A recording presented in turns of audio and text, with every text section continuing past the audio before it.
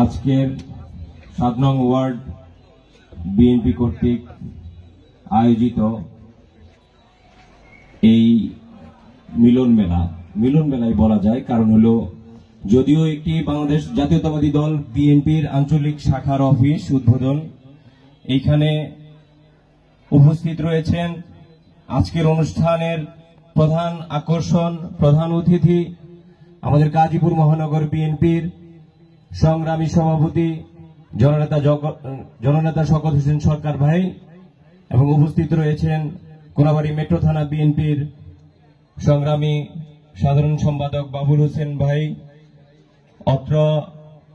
ওয়ার্ডের সভাপতি সাধারণ সম্পাদক এবং কোনাবাড়ী মেট্রো থানা বিএনপির সিনিয়র সহ সভাপতি, সাংগঠনিক সম্পাদক এবং